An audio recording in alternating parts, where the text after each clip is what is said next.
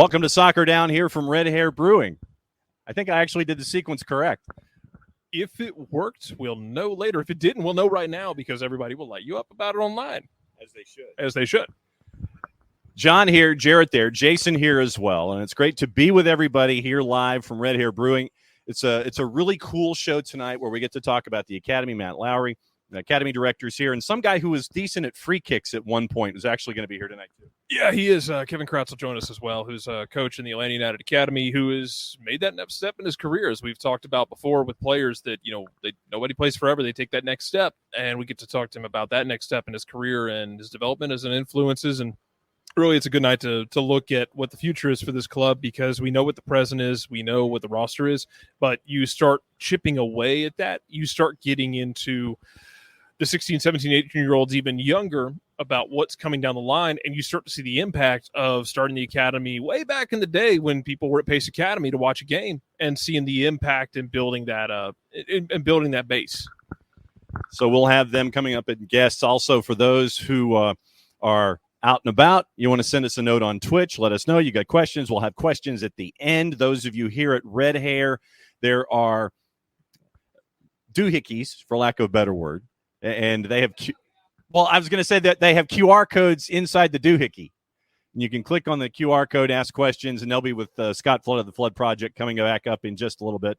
And so that'll be at the end of the show, questions. And when we had questions in Statesboro, that was a rather unique experience. I imagine it was a unique experience because the fact that Statesboro hosted the current WUSL champions who went up to Minnesota and won a WUSL title, and you can't tell the people of Statesboro really anything because this is also a city that hosted a USL League One team that should have beaten the dog out of Miami if Callender hadn't stood on his head, because Statesboro, I guess, is where everything runs through now. I don't know how that happened, man.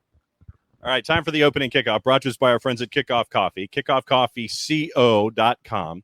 And you can also, on all of the social medias, for those of you watching on Twitch, Kickoff Coffee CO, right there, and there's your coffee. Well, a little higher. I was going to say a little higher if you want, for those on Twitch. All right. So kickoffcoffeeco.com. It is on Instagram. It is on Facebook. It is on Twitter at kickoffcoffeeco. Once again, reminder, use the code SoccerDownHere15. You get 15% off of your purchase. But something very, very cool that our friends at Kickoff Coffee are doing, rolling 10% of the proceeds back toward youth development. Something very, very cool that they're doing at Kickoff Coffee. kickoffcoffeeco.com. Kickoff Coffee on all your social media platforms. And what we wanted to do for this particular opening kickoff is talk about the academy and the youth development that has been part and parcel to what Atlanta United has been a part of over the last handful of years. And obviously we'll get into it with Matt and Kevin when they come up here in just a little bit. It's really cool to see how things have been growing from the ground up, working their way up, and you're getting the results from young athletes who are not intimidated by their surroundings if they're called up and they have to do first team duty, doing stuff with Jack Collison and the second team, not intimidated at all. We'll get into the Johnny Fortune conversation, Noah Cobb, all of these different guys, really cool stuff that we're seeing from the academy as they continue to build. It's been fun to watch, and this is why we talk about it, and we enforce the idea of the twos and their existence and what the academy does and what they're able to contribute throughout basically the entire week as we do things, because that is, once you get underneath the bedrock of the team, you start getting into what's coming up next, and you don't want to be in a situation where you're constantly having to land on black or red, however you throw that roulette ball, that you're always having to land on something from the outside. You want to be able to build it from the inside. You want to be able to have guys that can plug in and play immediately and do the job. And so that's, it's part of that conversation. It's part of that building process. It's part of seeing them take on these challenges. And look, they go through some challenges because, as we've noted often, you're asking 18-year-olds to go out there and play 30-year-olds sometimes. You're asking them to learn on the job, and you're asking them to not only develop as a player, but also develop emotionally, mentally. It's a process, and it's a slow process at times. It's a fast process for others. No two human beings are the same. And at the same time, one of the quotes that we got to see from Atlanta United, too, very recently about a Johnny Fortune, came from Jack Collison, came from a question that you asked. What was, when you look at the response that Jack gave, it was really cool to see how he is, embracing what we're seeing in the growth of a Johnny Fortune as a part of this process. It was, and this is the thing that I've stressed about a Johnny, is because it's a conversation I had with Robbie Mertz that has stuck with me. It's that it's easier to control the game and to impact the game with the ball at your feet. guys like a Johnny Fortune, guys like Brendan Lamb are learning how to impact the game without having the ball, how to make an impact, how to conduct things without needing to have the goals and assists, without needing to have all the key passes. But now he has to shift into that role. He was working on that. He was doing better at it. Now he's got to shift into this role of carrying the armband that Robbie Mertz carried for a year and a half. And I thought did so pretty well. And it was that veteran leader. And I say veteran, Robbie Mertz is still 25, 26 years old, but it's a veteran leader now. And that's kind of where Johnny Fortune is now in his process. Now he has got to learn how to be that guy to impact the game with the ball, to make those line splitting passes. We saw the change in this. I don't mean to turn this whole thing into an Atlanta United 2 conversation. We saw it with the twos when Jack Collison started rolling out a 3-man front line where, you brought in Tristan Traeger and you're matching him up with Jackson Conway up top, and Dario Mateus is starting to find himself. And it was Robbie Mertz hitting those line splitting passes and starting to break things down. Now you're asking a Johnny Fortune to take that next step, going from, yes, I've seen you become a guy who can impact the game without the ball, but now that you have the ball, now that you have the armband, I need you to go out there and make that play. It's not always going to be sexy. It's not always going to be the assist, but it might be the pass, before the assist, and that's what I need from you. And that's great to see with Johnny Fortune as part of the build. You want to tag out and bring in Matt Lawrey? Yeah, let's do that. All right, so Jarrett's going to tag out. We'll bring in Matt Lawrey. So, Matt, come into the Jarrett Smith seat. Matt Lawrey, Academy Director here for Atlanta United, hanging out with us. And Matt's been on SDH in the past, and we've had Matt on to talk about things. And obviously, since we talked about a Johnny Fortune, let's go ahead and get into AJ here real quick. What's it been like for you to see his growth to the point to where he's wearing the captain's armband now, and it's that next step in his progression? What's it been like to see AJ get to this particular point? It's been amazing. I think that's always the beauty of youth development, is these players are not always the best players on their team coming up through the academy, but it's the ones that continue to work hard, continue to work on their game. They soak up every little bit of information. So every little thing that we're telling AJ, whether it's through video work after a game, whether it's at halftime, whether it's during a training session, he just soaks it in. And you could just tell that his brain was just really, really molding and soaking everything in. So it was so much fun to watch. But we never know. You never know what 14, 15-year-old's going to kick on at 18. And AJ, full credit to him. He did it. But he just soaked up every information, and it was really fun to watch that. Do you remember the first time that, specifically where AJ is concerned, do you remember your first interaction with him and what that was like? Wow, good question. He joined us. He's actually from Raleigh, North Carolina. He joined us his U15, U16 year, and he played for Tony Annan. And I remember him just being the most technical midfielder, just dropped in, and any ball that was fired into him, he could pull down and he could hold on to. But Tony was tough on him. Tony's tough on a lot of people in a very good way, but he was always asking for more and more and more. And AJ, to his credit, really, really brought that work ethic and showed Tony how hard he could work. But I just remember thinking, technically, this kid is unbelievable. His first touch was phenomenal, even at a young age. And you can still see it today. When you look at his progression, it seems like for those of us who've been able to watch the academy players and work their way from Atlanta United to, and then be a part of things with Atlanta United, it's obviously you look at the sense of accomplishment that you guys get to have when you have those moments where, hey, AJ has gotten to the point to where he's wearing the captain's armband. Hey, Noah Cobb is getting, Y&T call-ups and these kinds of things. What are those conversations like when I don't know how folks do things these days? Used to be, it's like, it might be a FedEx envelope that you open and sit there and say, you insert name here have been, we would like to welcome you on behalf of the United States men's national team to participate in blank. I don't know if it's emails now or tweets or phone calls. When that first contact comes in from a national team level or from, an all-star level or whatever, what's it like to see that moment where that particular athlete gets to sit there and have that moment of, everything that I've been working toward gets to have a moment like that? What's it like to see that moment, whether it's phone, email, or what have you? It's amazing just to see the initial reaction from the player. We just had 4 U15 boys who got invited to the U15 national team camps. We'll probably be seeing that pretty soon. But just to see these young men get that email across from U.S. Soccer is amazing. But in a Johnny in particular, I remember walking him up to Carlos Bocanegra's office to basically be told that he's going to be signed a homegrown contract. This was months ago. And I remember walking up with him. He's extremely nervous. He didn't know what was happening, but walking back, you could just tell he was on cloud nine, and he couldn't speak. It was a huge smile on his face. And I'll never forget that, walk out of Carlos's office back to the academy wing and just how excited he was. It was an amazing moment, but that's what we all live for as youth developers, to see them realize their dreams. What got you into youth development? I know that we all have, as a part of our paths in our careers, we have certain tracks, we have certain things that we want to do. And it's like, I want to be president. I want to be, CEO. I want to be, king of 38 countries or whatever. I want to be the head of the United Nations. What got you into wanting to do this particular aspect of coaching? What attracted you to the youth side of things? I fell into it because I was a failed player. Unlike the guy who'll be on here in a little bit, was an unbelievable player, but I was so obsessed with the game. And I didn't quite make it as a player for a variety of reasons. And I kind of, at the beginning, I had a little bit of a chip on my shoulder, and I wanted to give back to the game, and I wanted to work hard so that others wouldn't make the mistakes that perhaps I did. And I just wanted to help them through that. And I started coaching in college. I went to Division III school to play, and that allowed me to kind of do a little outside of the game. And I was able to start coaching then. And I just fell in love with it. So when I graduated college, it became a full career for me. I was lucky. I had people around me that helped, but I just was obsessed with the game and wanted to give back. Who are some of your, I guess, coaching role models that have rubbed off on you? Who's on your speed dial when it comes to these kinds of things? If you still have questions, which I imagine coaches do, because you still want to learn, and you're academy director, you still want to learn about things. Who are those mentors for you? And what's it like to still have them, I guess, on speed dial today so you can interact with them and still continue to learn?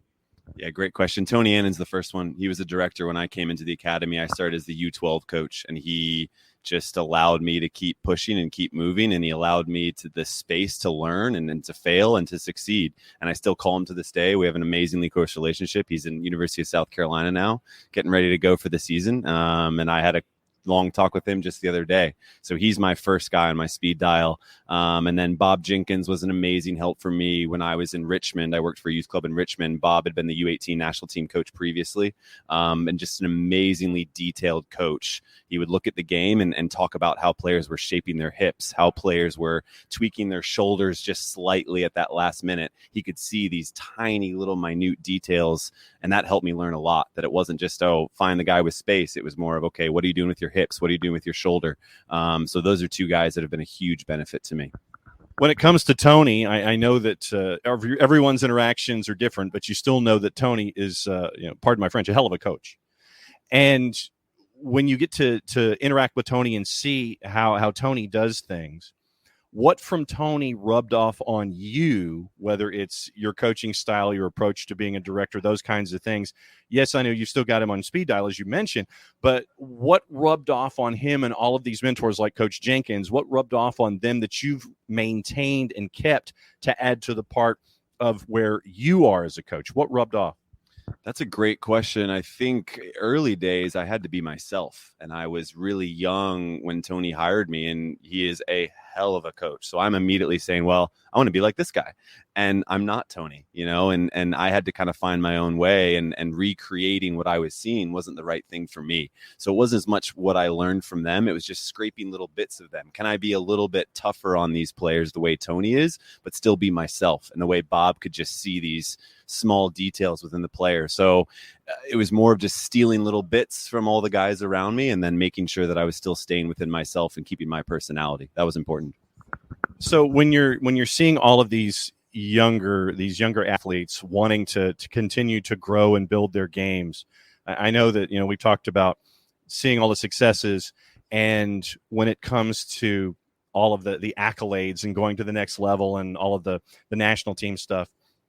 But I would also like to think that even though not everyone is going to be superstar, capital S, that there's just as much value in, as a coach or director, when you have those athletes that rub off in different ways. They're great players.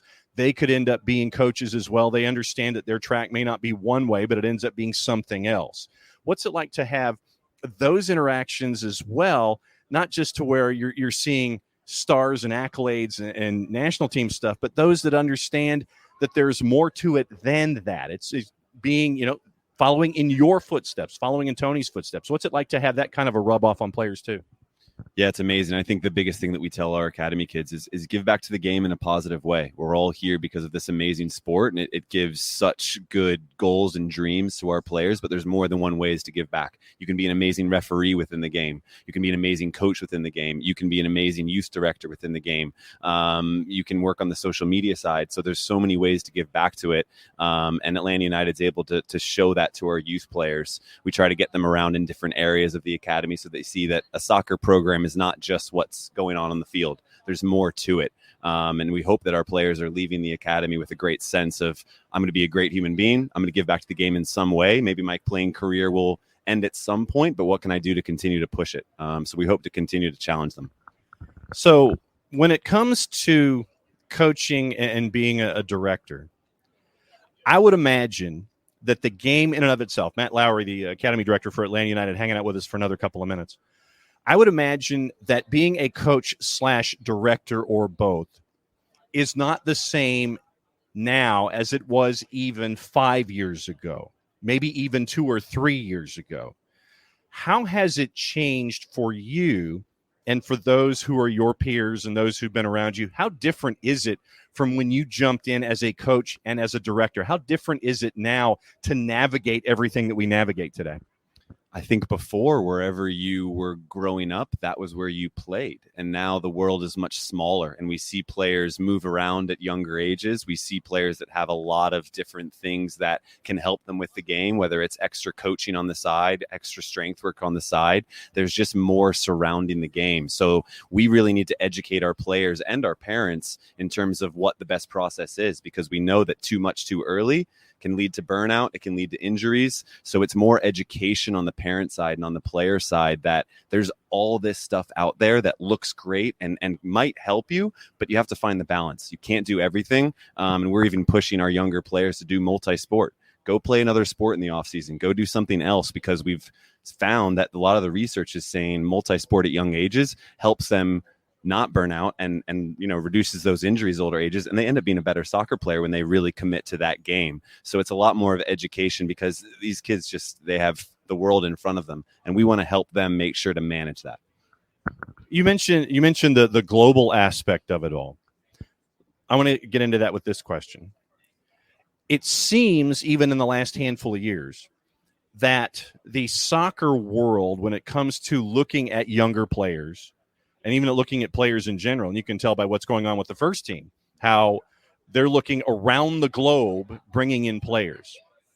And I imagine that it's the same. You get to look around the globe now when it comes to chasing after players for the academy for Atlanta United. With the world smaller, how difficult is it to navigate an entire planet? I don't mean to sound hyperbolic about it, but how difficult is it to navigate everything knowing that the world's game is a lot closer to everybody? Because, you can pick up your phone. You can call Peru if you want. You can call Eastern Europe. You can call any place. You can pick up my phone, which is charging. And you can pretty much you can see video for kids, because what we've seen in other sports, the video is there, the phone is there, the contact is there. With the way that things are, what's it like to try to do something on a global scale for a teenager?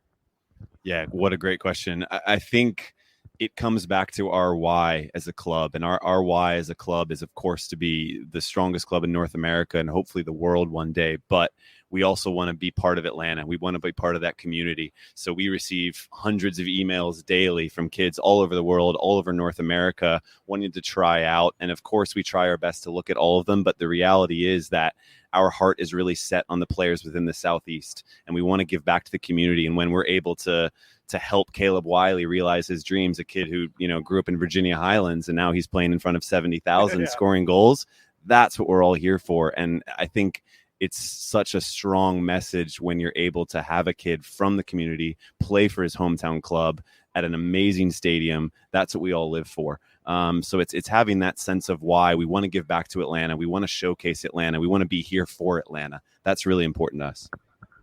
So when you get to borrow from hip hop and have, the South's got something to say, and it's been one of the things that Darren Eales has mentioned. It's been one of the cornerstone phrases, I guess, over the last 6-7 years when it comes to Atlanta United.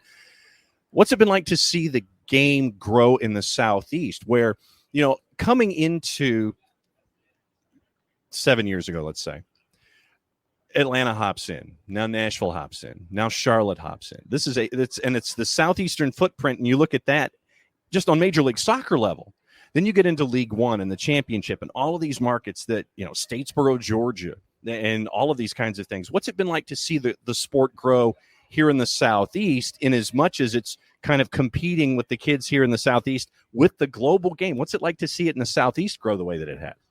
It's been amazing. Full clarity, I'm from Virginia, so I came down here 6 years ago to work for the academy, and I was a bit new to Atlanta. I was a bit new to the Southeast. I didn't know what I was walking into, and I was so happy with the amount of talent, the amount of soccer going on. I stayed up last night to watch the Tormenta game in their USL League One game. So I've just become a big fan of the Southeast and all the football here. But I think it's the diversity. The amount of diversity here in Atlanta and around the Southeast is absolutely amazing. When you can put this melting pot together, you create some unbelievable humans and some unbelievable soccer players. So that's been the biggest key for me. That's really pushed us along.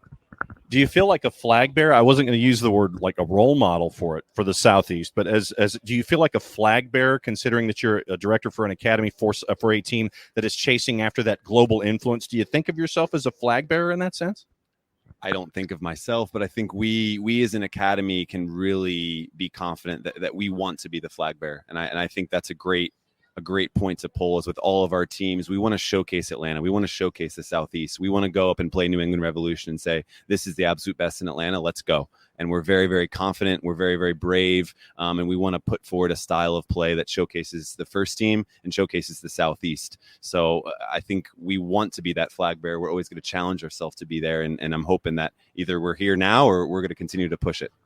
So then my last question for you, and thanks for hanging out. You're not going anywhere, because starting in about 35 minutes or so, those of you who have questions, whether it's on the Twitch pitch or those of you that want to hit the QR codes on your tables and sit there and ask questions, and Scott Flood will be the gatherer of the questions for the Q&A sessions.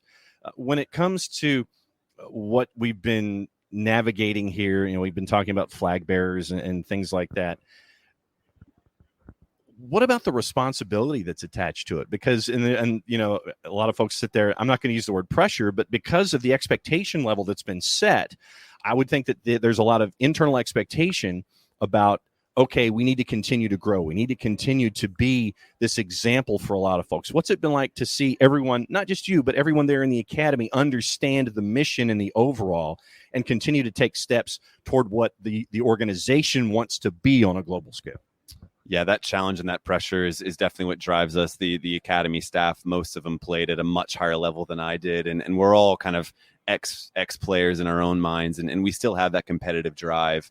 But we really just want to help these kids be the best humans they can be. And there's more pressure on that than anything, to make sure that we are constantly giving back to them. And they understand that it's not just about being a great soccer player. It's also about being a great human. And whatever you go next. So that's where I always feel the most pressure is. We need to live up to Arthur Blank's core values. We need to represent this club in the highest way. And every player that comes through our academy, whether it's going to be Caleb Wiley or whether it's going to be a player that goes to college and becomes a coach and gives back to the game, be a great human, represent Atlanta United in the best way. And that's where I feel the most pressure, but I love that pressure. And I think we can continue to push that.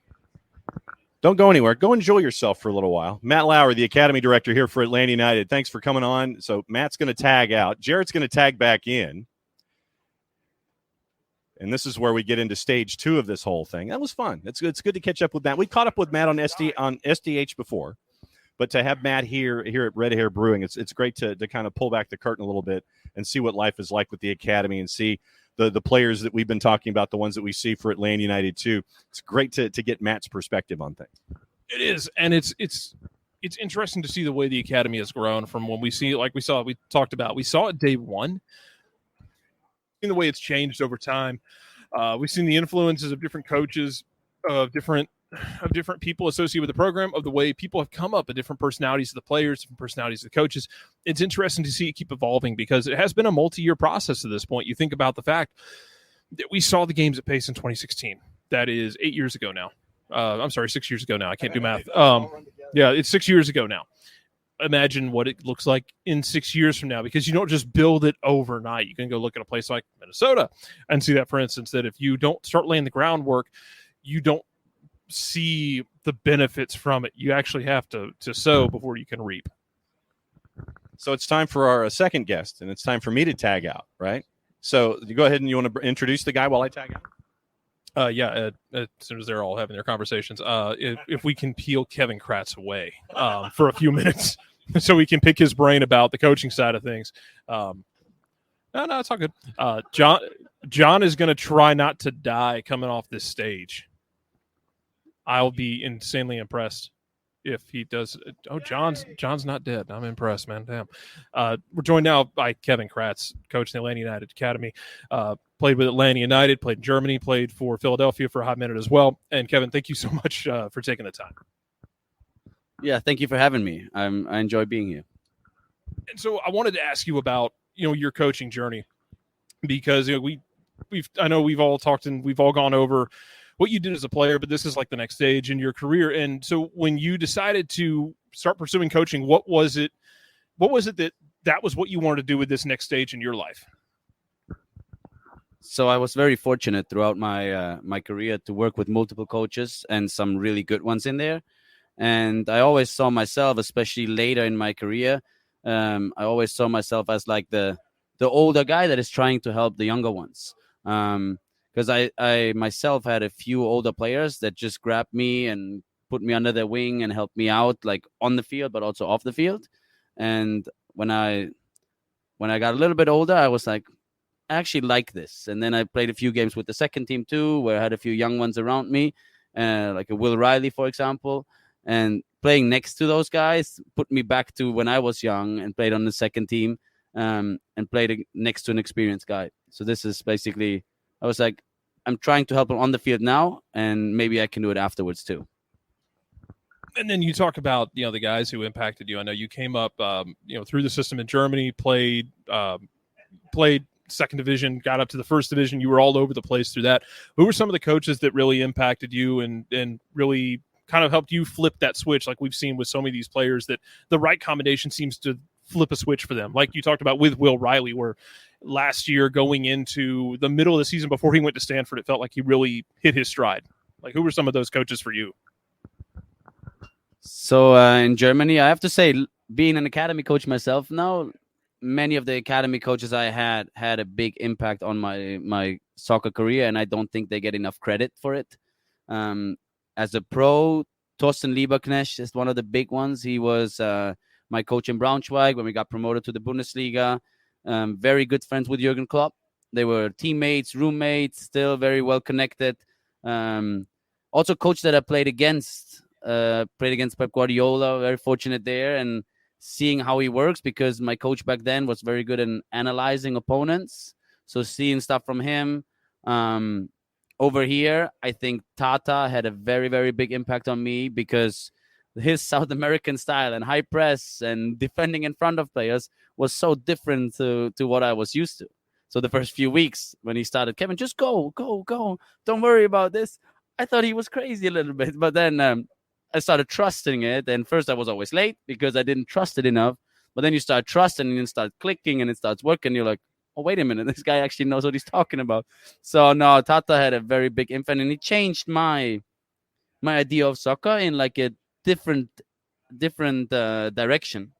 But I would say throughout my career, these two had, like, one from the team environment side, Thorsten Lieberknecht. He's like similar to Klopp, a good player manager and like really taking care of his group, creating like a really, really really good team environment. And then Tata with just a different idea, so different, where he was always like, Kevin, don't worry about there, leave them 1-against-1 in the back. No German coach would say that.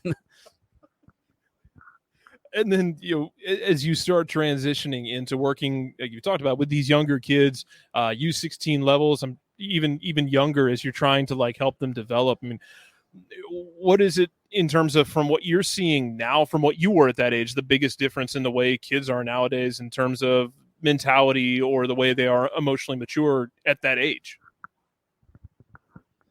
So we didn't have social media back then. So I think social media makes a big difference. Having access to an iPhone, this is different. I think from like the work rate, it's a cultural thing where what do we as an academy do to create a culture that just keeps those players alive, keeps those players engaged, keeps those players motivated, committed, and all those things. So technically, I believe the players are getting better and better and better. I don't think I was that technical at such a young age, even though my academy just put us in front of a wall and just the basics, right foot, left foot, right foot, left foot. Where nowadays, I think the game is getting faster. So the players have to be more technical to deal with the pace of play. Emotionally mature, I think it's both things. You get some mature ones, you get some that are not that mature. We are trying to help in any way we can, but it's also a job of the parents. Like the parents play a big role in it. I was very fortunate. My parents, thank you, for supporting me, like driving me to practice, back on the weekends, plus a regular job. I think the support from back home is a big thing.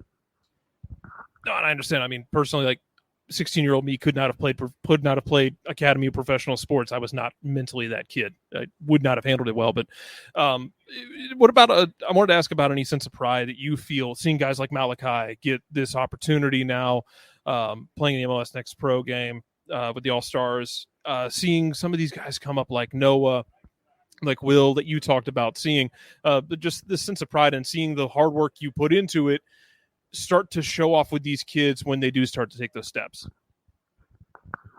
That's one thing I just mentioned to my new group that I just have, that you need to go all in every day because it's worth it. I have to say, being very fortunate to have this career, but when I stopped playing the first 9 months, it was tough. It was not like, all right, let's move on.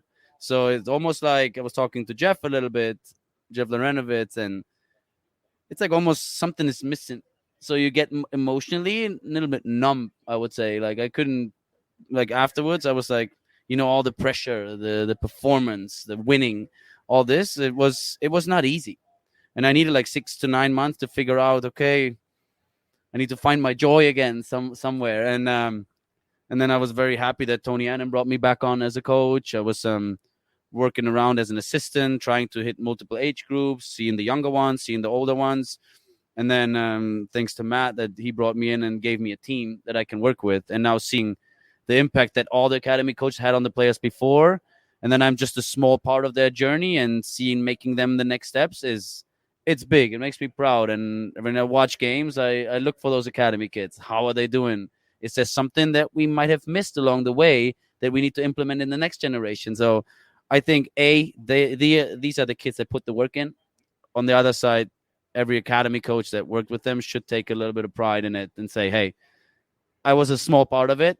And if he turns out to be a great soccer player, then I did my job. You actually jumped right into the next thing I wanted to ask you, which was about looking at these kids as they've moved up and taking notes about what can I do for this next group, and what can I do for, George Campbell, who's playing now. And we have someone who is in a similar spot mentally or physically, and how can we make that next improvement? I mean, so you're watching those games. I mean, do you do the same thing with the twos, seeing these kids and taking notes, even with the players who might be only 1 year removed from your system? Yeah, I think it's a continuous. As a coach and even as a player, you always look for the next steps. What can I do more? Where can I get better? Because if you stop that, then you make steps backwards. So, and looking at those players now, they are very, very complete. If I look at a Caleb Wiley as a left back, Noah Cobb was one of the first. When I came in, I was an assistant for the U16. It was Noah. The first thing I remember, he was pinging a ball, I think 60 yards across the field, and I was like, oh my God. And now seeing him 2-3 years later being where he is now, it's awesome. I'm very happy for him. But I tried to evolve. Last year, I completely missed the physical piece of training. So I was training them, everything on the field stuff. But then I missed one thing when I did my reflection. So I tried to implement with the next group. I'm trying to get better every day. And the coaches, I'm very fortunate to work in a good coaching staff in our academy, some experienced guys, some younger ones. I think the office is so much fun. It almost feels like back in the locker room. So there's some knowledge in there too. And I believe that Tony back then and Matt now created a staff that is not, you give feedback, and some guys are a little bit offended by feedback, where there's none of that in our room. Like if I want feedback, I can ask, I get honest feedback, I take it into account, and this is what makes us better every day, and this is how we can make the players better every day. And then, I mean, you talked about that competitive edge. Do you still feel that competitive hit when you guys are going and playing like the MLS Next tournaments, where they're streaming it on YouTube and we watch the games and somebody scores and then 45 kids are storming the field from all the other academy teams? Do you guys get that same rush as the coaches? It took me a little bit to develop this, to be honest. After playing, I was like, sometimes they scored a goal and I was like, oh, okay, well done, good job. But then, like you mentioned, those big events. That's when the first big event I had was in Maryland, and it was the second game, and we were 1-0 down, and then the first guy scored, and then the second guy scored, and all of a sudden I started celebrating on the sideline, and I was shocked a little bit. It's like, oh, it's back. I love it. So, and then we had the next big event recently in Texas, where it was that a penalty shootout, hitting the last PK, and you see three teams just going together, where you as a coach, all of a sudden you're in it. And then even like that's one thing I miss about playing is the locker room and the 5 to 10 minutes before the kickoff. Like when everything is a little bit tense and it's in the locker room, something is on the line. This is stuff that I think it's very hard to replicate. Now we had those big events, a few big games in it. And I had those 10 minutes before the match when everybody's a little bit quiet. So I kind of felt it again. I'm slowly getting it back, and I hope it continues like that. So I know you work with kids of all position types. Do you ever feel yourself like gravitating to those guys who play that same position you did in that midfield, and seeing the guys like a Brendan Lamb or a Johnny Fortune who are starting to make that progress coming out of that age group that you worked with, but who play that similar position that you did, and that maybe it just feels familiar? I try to help every player, but like you say, yes, because it's like when I look at those players, I can think the way they have to think right now. I see the solutions, I see the options. I had a player last year, Campbell Reese, played as a holding mid. Is a very smart player, and it's just those little conversations on the side. Hey, do this, and every now and then I still jump in the session so I can coach while I'm playing. If a player gets hurt, instead of changing my exercise, I just jump in, and I can still pass the ball. I can't really run that much, but I can still pass the ball. And then when I'm coaching while I'm in it, it's also a lot of fun. It's almost like being back on the field and having the Will Rileys around me, and helping back there. And then getting into it. I mean, do they ever get caught off guard if you're helping the strikers, where you're showing them something they're like, you were a midfielder. Why are you? How do you know this? Do you ever have those moments with them? No, not yet. I have to say, like, we created a decent culture. The coaches and the academy right before me, they created a good culture that the kids actually listen, pay attention, and they don't really talk back. That's good. People have been, I wanted to ask about, because you brought him up, and people have been raving about Noah Cobb, and we've talked about him a lot because of the work he's done at the Twos this year, especially building that partnership with Nelson Orji, who seems like a player. The more combative the game gets, the better he seems to play. Noah's kind of in that similar vein, but what was the thing that stuck out to you when you were working with him that first time that kind of has led to him being where he is now, and kind of that next homegrown along with AJ of being the guy on the cusp? I think it's also his mindset. He, like, the first moment I remember him was really that long ball. It was on field 6 in a friendly, but then going forward, the work rate that he puts in on a daily basis, and then also performing in his youth in those big events against other youth teams. He played one game against Philadelphia Union somewhere. I think was it in Texas? Could have been. He played against Philly Union. The first half was one of the best first halves I've ever seen from a center back. In the way he was playing it, like defending with the ball, everything about it. And I was sitting there with my center backs back then, and I'm just, guys, just watch Noah. He did so many really, really good things. And they're like, oh, wow, this is good. This is good. So now it's not just that our players look up to those big center backs. I think looking just one age group up, or maybe one age group down, seeing the habits of a certain player, it has a lot of value. And no, Noah has been fantastic. I think also getting into that pro environment with the twos, it's not easy. It's not easy to go all of a sudden you're playing as a pro and it's not just your hobby anymore. It becomes your job. And also training with the first team, he's grinding. He has the right habits. And I think he has everything he needs to have. He still needs to learn a lot because the game up there is fast. And I'm pretty sure playing against Joseph is different against playing in a U17 striker. So I think learning every day, just soak it all in. Grab the good guys that are on the first team. Tell them, hey, if you need anything, please let me know what I can do better.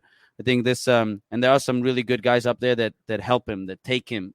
And I think this is powerful. If it's not just coming from the coach, also from his teammates, also those experienced guys that have been around the block for a little bit. Wrapping up with Kevin Kratz, and Kevin, I kind of wanted to end asking you about guys dealing with failure, because it's something we always deal with as athletes. I mean, how do you help these kids deal with, when they do have disappointment, to not get down on themselves? Because it's something we've noticed about the kids 16 and up that we're seeing now come through the academy. They don't seem to hang their heads. They don't seem to ever really feel sorry for themselves. They seem to get right back in it. How do you specifically, how do you help them kind of deal with those disappointments to stay locked in and to get back on the horse, so to speak? I use the phrase turn the page a lot. It's like, if you're done with the page, just turn it, something new starts. I use that a lot because I think it symbolizes just, okay, move on. It's okay. And the mistakes that they make, yes, they impact their games and they impact their performance, but it's not the New England Revolution games where you're in charge of a PK, right? So where you walk in the locker room afterwards and you say, sorry, Tata, my fault. And he said, just, all right, Kevin, no problem. Mistakes will happen. And if they learn how to cope now, how to deal with those things now, I think the bigger mistakes that will happen when really something is on the line, they will move on quicker, because especially goalkeepers is a big thing too. The goalkeepers, if they make a mistake, it's almost a goal every single time. So even looking at Brad, he's also not perfect. Like, no one is. So like learning very early to just flip the switch, turn on all those things. It's part of it. It is part of it. You will make mistakes, but just moving on and just go back to your basics, and then you just grow from there again. I think we're trying to make those more resilient to those mistakes, because they will happen. But then it's also, like I mentioned before, a parent's thing. How can they help those players with it? So this is what we try, and hopefully we can make him better 1% every day. Kevin, I really appreciate your time, man. Thank you so much for everything. I really do appreciate it. Thank you.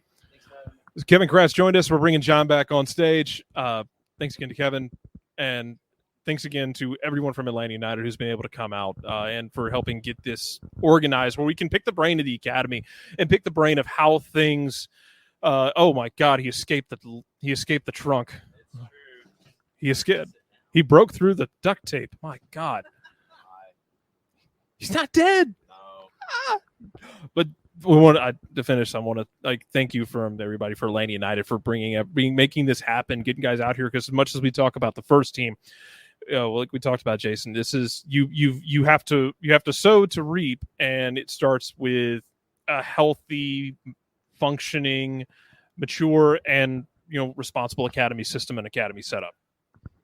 Yeah, the best clubs in the world produce homegrown talent, and those are the players that become the figureheads for their club. And those are the players, and not all the players who go on to lift every trophy and get on an all-star team and that kind of stuff. But some of those players go on to be coaches for the next generation.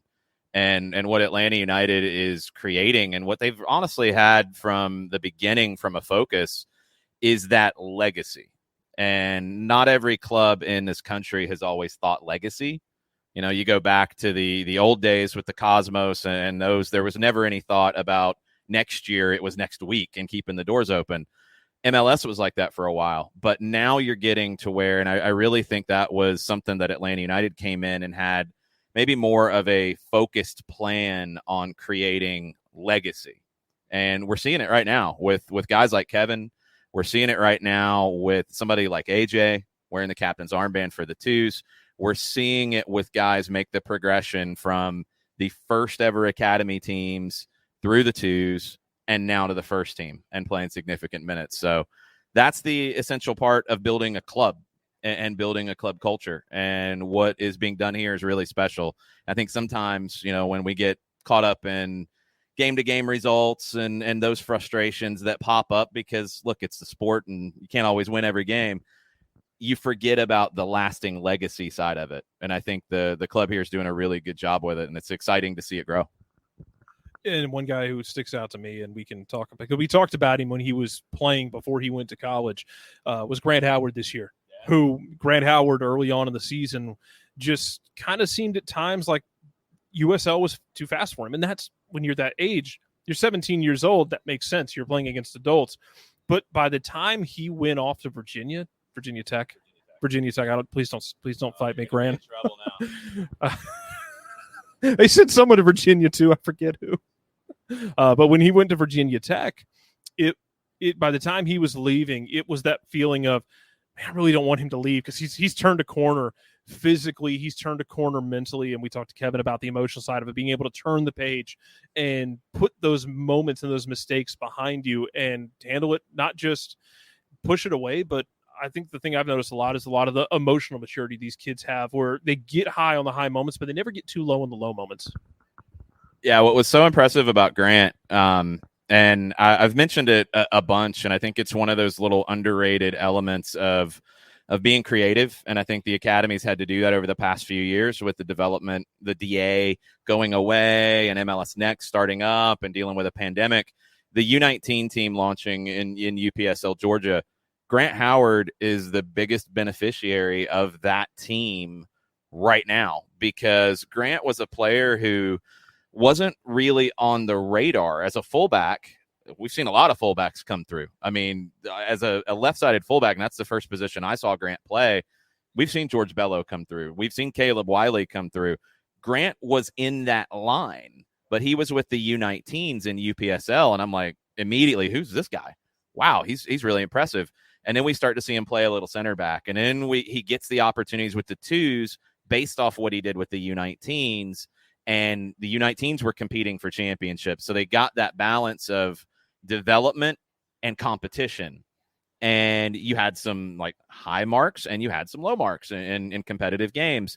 But he learned from everyone. And I'm with you, early on in USL, man, to go from being an academy player who I didn't see him with the twos to going to the U19s and starring to then going up to the second team. And that's a big jump. And it was a big one for him, and he struggled a little bit at first.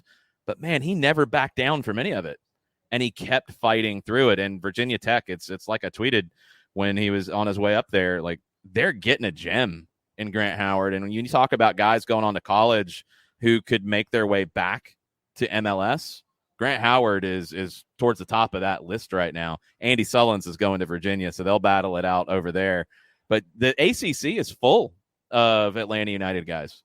You look at Garrison Tubbs at Wake Forest, Kendall Edwards at NC State, Takuma Suzuki at Wake Forest as well. There's a bunch of guys all throughout the ACC. Yeah, James Brighton at Clemson is still there, your favorite. And quite a few others. We're going to take some questions, and we're going to bring Matt and Kevin back up. So if you guys out there watching on Twitch have questions, one of you come around here. I didn't mean for you to leave, Jared. You can take questions too. But we're going to take some questions from the people here. You can scan your QR code. John will be grabbing those, and we'll be taking questions from the folks on Twitch. I'll start with this one for Dawnstar, from Dawnstar on Twitch. And Jared, I want to get your answer to it before you run away. Okay, don't run away. What Atlanta United Academy player do you want to see for next season? You guys are biased, so I'm not going to put that on you. What academy player do you want to see continue to make the move up? He just went to college, but when I did that U19 game, Christian Burletti was about that life. He's going to South Carolina. He's going to play for Tony, so he'll be fine. But when I saw that U19 game, Burletti in the midfield was wrecking shop. I was really excited to see that. wondered if we'd see Sabachu this year because we saw him in those small bits last year, and he just physically he had that part of it down. He'll be part of that conversation. I tell you, I liked against Vegas, Carlton in the midfield. Carlton looked more like he belonged than last time I saw him, last time I thought he was trying to keep up with it. There were moments in the end of that Las Vegas game where I felt like he was helping dictate things with Jonathan Viall. I was really impressed with Carlton's development. I look forward to seeing those guys, and it's going to be a different animal next year because we know that you're not going to be competing against 30-year-olds every time, and it's a different challenge. But I was really impressed with the way that, for me personally, watching him, it wasn't like he was trying to keep up with the game. He was trying to help dictate it and take the fight to Vegas. Yeah, one other one to keep an eye on is Malachi Grant, who's going to be in the MLS Next All-Star game. That's coming up the morning of the All-Star game next week. That's coming up. I don't think they've set what they're going to do with broadcast. Have they, Matt? I know they said they were going to do it. It's going to be in that morning, so probably on MLS's Twitch would be my guess, maybe their YouTube, but be on the lookout for that. We're going to get to some questions from people who are here. If you have questions watching on Twitch, please send them in. Let's start with this one, and I'm going to start with you, Kevin. Conversation about player injuries, and it's part of the game. You know, we've seen it a lot this year, but you know, when you get into it, the question is how many player injuries can be attributed to turf, conditioning, pre-existing, bad luck. Have you ever seen anything like we've seen this year with the first team? I've seen it on myself in 2019. I could sing a song about injuries from that year. No, I believe sometimes it is bad luck. Because I was talking to one of the trainers when the Achilles happened, like Miles and Brad, but then they basically ruled everything else out. They'll say, okay, different surfaces. Was it different surfaces? Was it same shoes? They went through every in and out. So I think sometimes it's overtraining. But we have a good sports science department that takes care of this. Sometimes it's bad luck. I was injured quite a bit. Sometimes it's also just fouls. Like some of the things that happen, it's also just fouls that just happen in the game. So I believe that the modern player takes care of themselves outside of soccer and then inside of soccer, there are sports scientists that are involved. There are trainers involved. There's everything involved. And I see no player is leaving right after practice. So the players do their part on it. So a lot of it, I think it's bad luck. And from an academy perspective, you know, we talk about it with the first team, but I'm sure injury prevention is something that you guys take really seriously, Matt. Yeah, very much so. I mean, when the kids are healthy, they're able to develop, but we want to do our very best, but we also understand it's part of the game. And that's part of what our athletic medical department will do with our kids. They're going to get injured, and how our young players deal with those setbacks is massive, and how we help them deal with those setbacks is massive. So of course we're going to do our best. We have an amazing sports science department that works with the academy very, very closely. Some amazing human beings that are out there daily. But we know it's going to happen. And so for us as a team, we're always psychologically, we want to work with these players to understand, hey, it's okay. You're going to be out for a little bit here. We're going to work with you. Keep going. And that's important for a young player to understand because it happens as an adult as well. And we want to make sure that they can deal with it well at that time. Yeah, just to follow up real quick. I mean, George Bello was one who in the academy and in his transition to getting time with Atlanta United too, and I guess right around the first year he signed as a homegrown, he had a series of injuries and it was a struggle for him. I'm sure that was something that, you know, everybody learned from as well, but you had to protect a young player from potential re-injury down the road too. Yeah, it was really important. You actually saw the same thing with Caleb Wiley. Caleb was a kid that was almost never injured in the academy, and it makes sense when a 17-year-old is going up against pros and you try to mark Johnny Russell for a game. Yeah, your groin's going to hurt afterwards. So working with Caleb through that, he took it really hard because he's so excited to get the time and to show how good he can be at the first team level, but he also understands that it's a process. But it's one club. We're always working with these kids. I still speak with Caleb daily and work with him all the time. And that's a cool thing about being part of Atlanta United. All right, next question is for Kevin. Now that you're coaching, what have you found as the best advice that you can give a player who wants to pursue coaching down the line? Any guys that you talk to who obviously want to be pros first, but are thinking about, okay, after that, I wouldn't mind getting into coaching. What kind of advice do you give? I think finding an environment where you have other coaches around you that have been around the block for a little bit is one of the biggest things, because then you can learn every day and just ask questions, ask feedback, because this way I'm learning every day right now from Matt, from Steve Covino, from Jose Silva, all the coaches that we have, because they have been in it for a little bit longer. I was very fortunate to have a long career, but even like the Nagelsmanns in Germany, they are very fortunate to have been coaching for 10, 15 years already. And I'm just starting. So I'm learning every day, and I'm asking. I know sometimes I ask maybe too many questions, but I want to get better every day, and like finding an environment, and don't be afraid to ask questions, because do I know the game? I believe yes. Can I teach the game the way that some other coaches? Maybe not. So that's where I want to go. Like my next step is, okay, how much info can I get from other coaches? And then I just make it my own a little bit.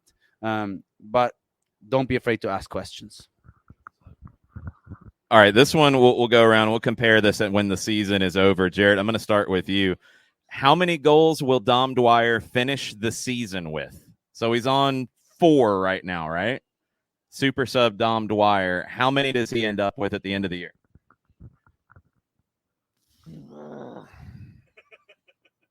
10. Get my boy to 10. That's a goal every other game? Yeah. Okay. You're welcome.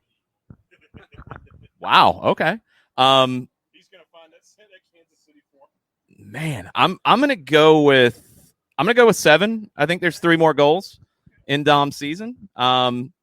Just being around the group, and I know there's interaction between the first team guys and the academy, and you're all in the same building. Dom is somebody that I've had a chance to talk to the guys about, and he's such a ball of energy for everybody. Amar Sadic told us that, when the team's coming off of a loss or whatever, it's always Dom trying to pick everybody up. What kind of a presence has he brought, just in the building that you've seen, Matt? Yeah, ball of energy, morning person. As I'm trying to find my coffee, hey, how are you? What's everything? All right, Dom, give me a second. No, he's absolutely been a ball of energy. He's in early. He works extremely hard. He comes off the pitch every day just completely covered in sweat. So he's been an enjoyable piece of Land United training ground. So how many goals does he end up with this season? John's telling me 6, so I'm going with John here. So 2 more. Kevin, how many does Dom end up with? I'm going with you 7, but I want to see a statistic like minutes to goal ratio. I want to see that one time. And I think this is one of the striker tools. If you can have this coming off the bench, getting in, putting the ball in the back of the net, I think it's so valuable. He does a little bit. He can pick up a goal assist in a yellow faster than Tati Castellanos could do it. Yeah, I think he's near the top of the league in goals per 90 minutes played. I think he's in the top 5. I know. I saw that stat recently. All right, one more for you, Kevin. Drills that you hated as a player, just activities in a training session that you hated, but now you kind of like making your players do. I hated offensive 1-against-1s. I was just never good at it. I don't think if I go back at my games, maybe there was 1 in 10 years. I just didn't like it. But now I think it's so good to have creative players. Like if you look at the modern players, you have to have some kind of creativity and being able to beat a player. Don't just like go next to him. That was me. I always went next to them and started shooting because my shot was pretty good. But like being able to beat a player, it's one of the hardest things too. So every now and then I make him do it. And it's also a mentality thing. I feel like one of the big changes in the last couple of years is everybody has to be able to win a 1v1. Everybody has to be able to dribble. Back in the day, you'd stick somebody at center back or at fullback, like, they'll be fine. But now everybody has to win those. What other kind of evolutions like that to the way that we see the game, Matt, that you're seeing now that you're starting to think about in the next 5 years as training players that you see as becoming more important than maybe it used to be? I think the reality of the modern game is it's just getting faster. I think there was a statistic that, in the early 2000s, a player had on average about 2 seconds on the ball. He'd receive the ball 1 second, 2 seconds, and then he was under pressure. Now it's under a second. So as soon as players are receiving the ball in the MLS and English Premier League, Champions League, wherever it is, that time on the ball to think is less and less. So it's an interesting world being in the academy. We're developing a kid to be ready in 6 years. We don't know what the game's going to look like in 6 years, but we know that it's going to be faster. So technique is important, physicality is important, but we need our kids to be exceptionally smart. That's why we hired Kevin. But that's the reality, is the brain needs to grow almost quicker than anything else. All right, next one from the folks here at Red Hare. What's the ideal starting 11 for Atlanta United at this point in the season that would get results and put the team in the playoffs? Yeah, well, that's hard to say because I don't know the timelines exactly on everybody coming back. I'm going to go just a little more general here because I don't know when you get Brooks Lennon back, but Brooks Lennon's in my ideal 11. I don't know when you get Ronald Hernandez back. He might be in that ideal 11, at least for a period of time, until Brooks is. I don't know if you get Emerson Hyndman back or when or what that looks like. Same with Campbell in a few weeks. I think in terms of shape, and I want to start with Matt on this because we've talked a little bit over the years about the Atlanta United way, and it's not based on a shape. I think with Sporting Kansas City, when they went to 4-3-3, for example, they did everything branding wise around 4-3-3, and they talked about 4-3-3, and you almost locked yourself into playing that way. I think this group that Atlanta United has with the first team, though, and I don't know how much you guys think about this with the academy, I feel like 4-3-3 is how they're built. I think you have the players to play it, and that's the best way to do it.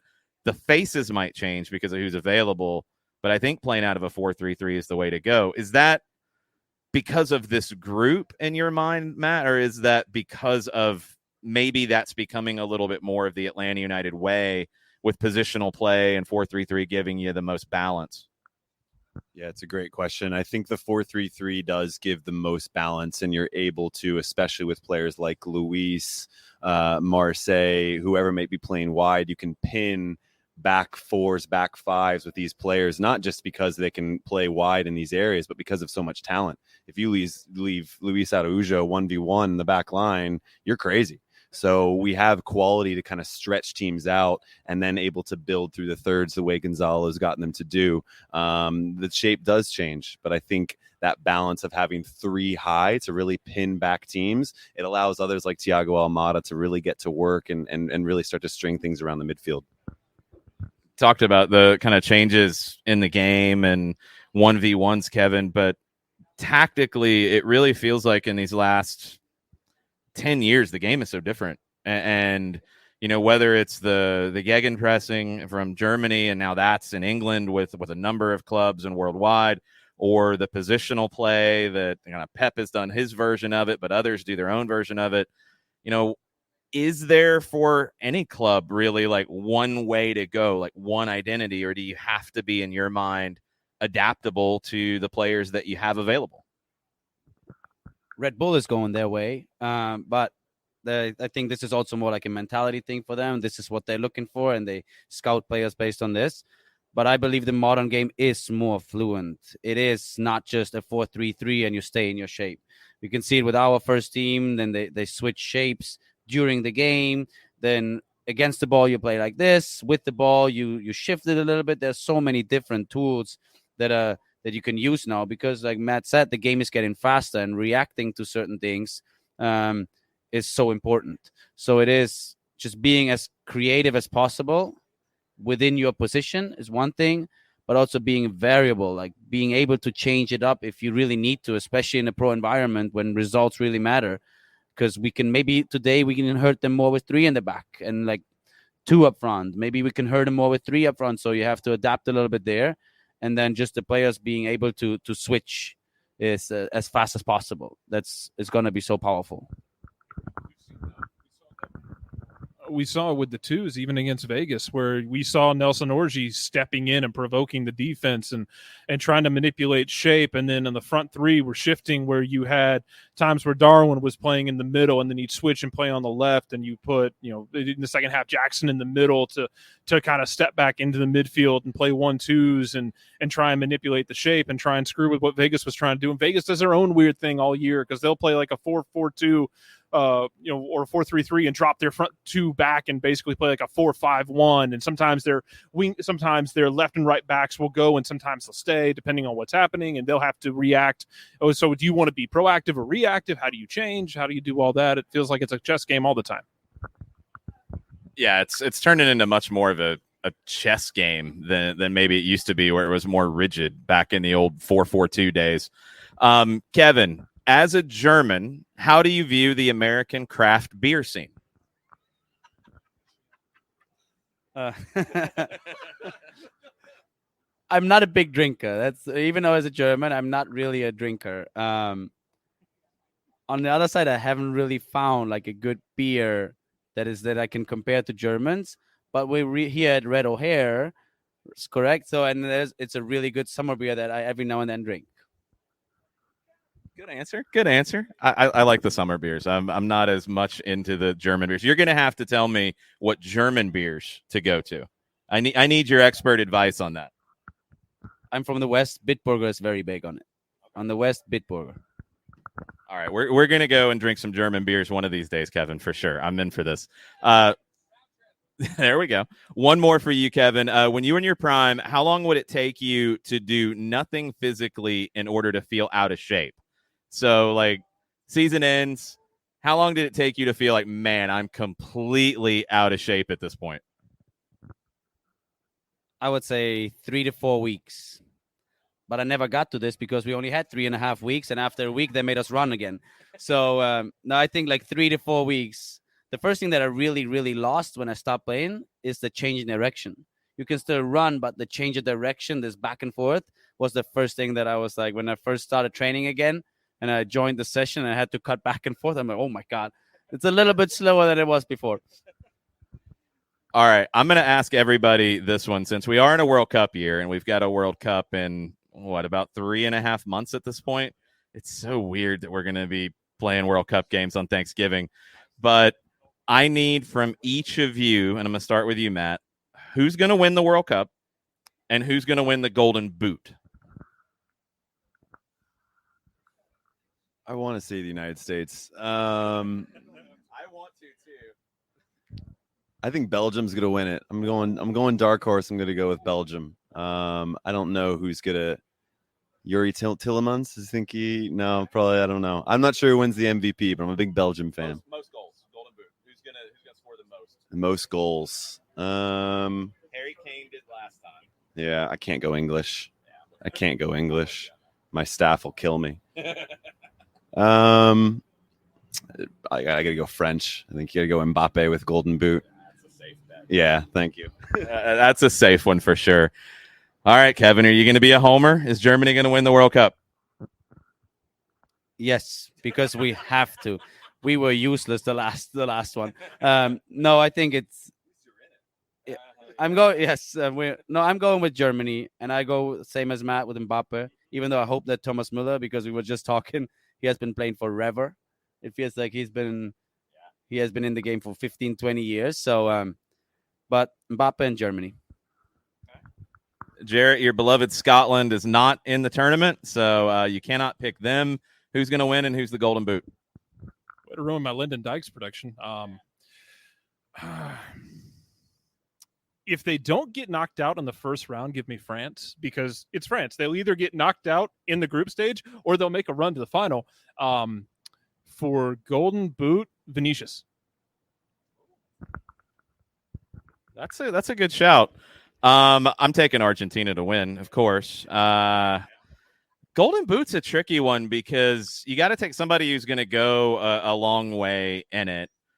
I don't think Messi wins the Golden Boot because I think he might have the most assists in the tournament. I think he's turned into more of that for Argentina. A little bit more of goal scoring by committee. Although if you want a flyer, and I was already recommending it to Premier League fantasy advice, Julian Alvarez is definitely a flyer, and you give him a few months with Pep, ooh, he could be a handful in this tournament. I really like the idea of Mbappe, but I will go with Harry Kane again. I think, well, look, I think England will go a decent way in the tournament. I don't know if they go semifinals again, but when you talk about some of the other players that could win Golden Boot, they got to share with other guys. Like Neymar might cut into Vinicius, in terms of goals. If England's going anywhere, it's going to be because Harry Kane's scoring a ton of goals. So, and I think they go at least to the quarters, and Kane probably gets 5 or 6 goals. So that's my pick, which will probably not be anything remotely near correct. But I did get Harry Kane right last time, and it was on Fox Sports South, and it was recorded, so you can find that. One more for you guys before we go, because I always like to hear and get a sense of like kind of how you feel about the game from this answer. So your all-time living or deceased 5-a-side team that you would put together. And I'm going to start with you, Kevin. 5-a-side. All-time, living or deceased, your favorite all-time 5-a-side team. Okay. Who's in goal? Manuel Neuer. Okay. 5-a-side, yeah. Well, Go in goal, Manuel Neuer. He's going to score 12 goals. Franz Beckenbauer. Paolo Maldini. Ronaldinho up front. That's 3. One more. Who?